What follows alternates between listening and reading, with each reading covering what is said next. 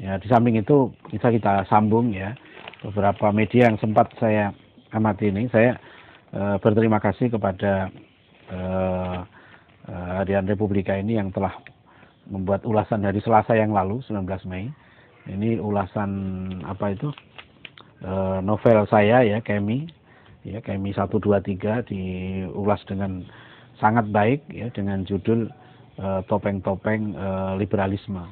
Ya, di sini bagaimana melalui trilogi novel ini yang sempat saya bedah kemarin di beberapa kota ya, itu kita bisa melihat ya kondisi psikologis ya, kondisi kejiwaan ya, kondisi pemikiran juga, logika-logika dari kaum liberal dan bagaimana cara mematahkannya ya, meskipun tentu ini novel ini fiksi ya, ini fiksi, tapi dalam karya fiksi ini ada pemikiran-pemikiran real ya yang bisa kita ambil hikmahnya, yang mudah-mudahan bisa dilihat di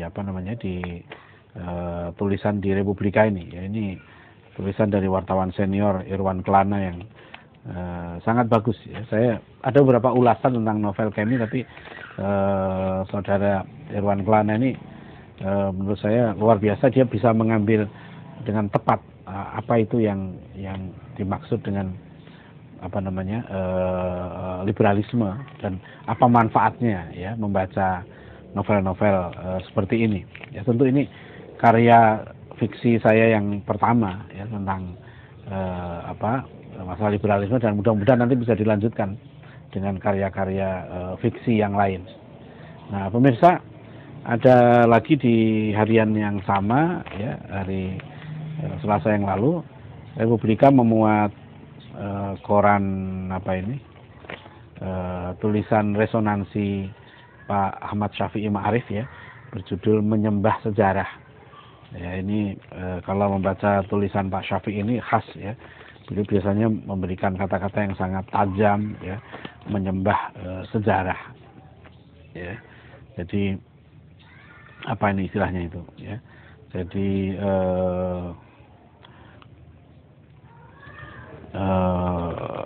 beliau mengecam keras ya gejala penyembahan sejarah ya, terutama melestarikan konflik katanya antara Sunni, Syiah dan Khawarij ya. Hanya ada tinjauan saya sedikit di sini ya. Menurut saya beliau menyebut ini menyembah sejarah ya.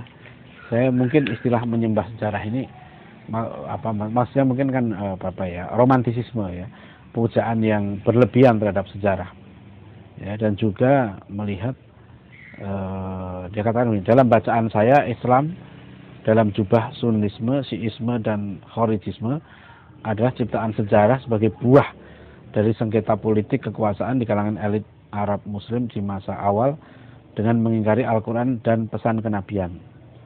Memang pihak-pihak yang bermusuhan selalu saja mengutip teks-teks suci, tapi yang berlaku di lapangan adalah pengkhianatan terhadap teks suci itu, sebagaimana telah saya tulis dalam resonansi sebelum ini.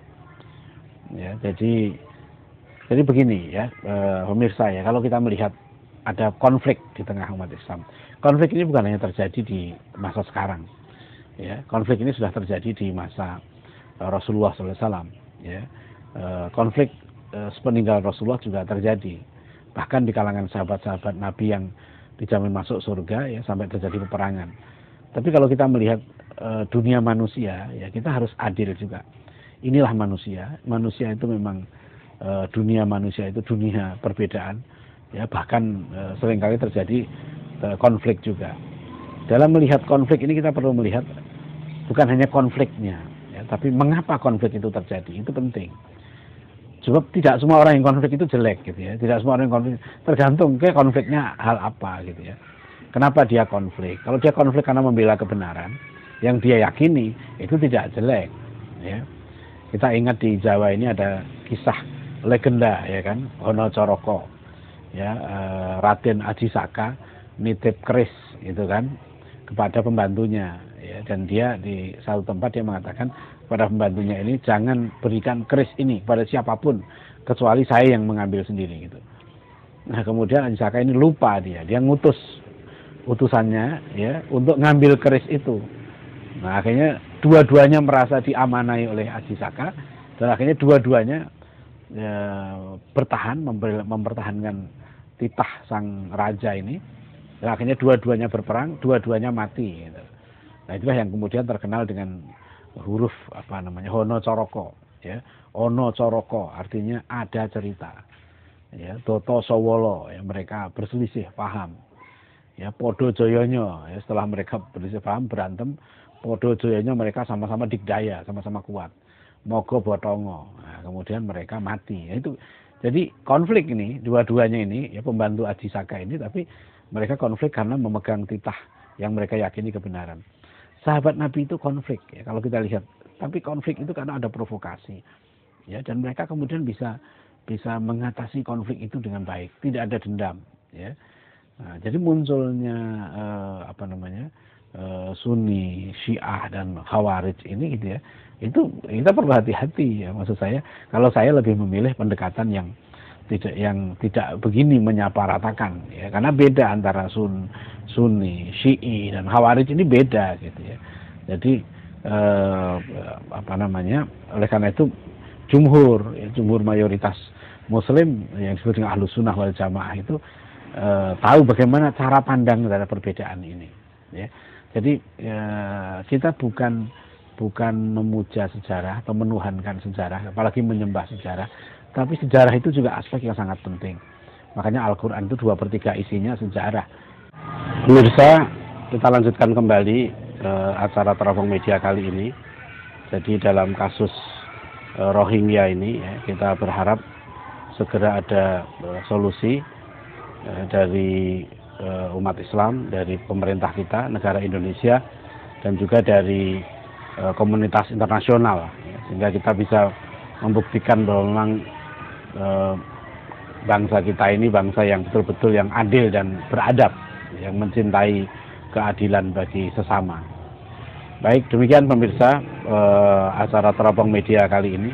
Mudah-mudahan bermanfaat bagi kita semua. Dan selamat menjalankan aktivitas sehari-hari. Mudah-mudahan kita semua tetap dalam lindungan Allah Subhanahu wa taala. Billahi taufik wal hidayah. Wassalamualaikum warahmatullahi wabarakatuh.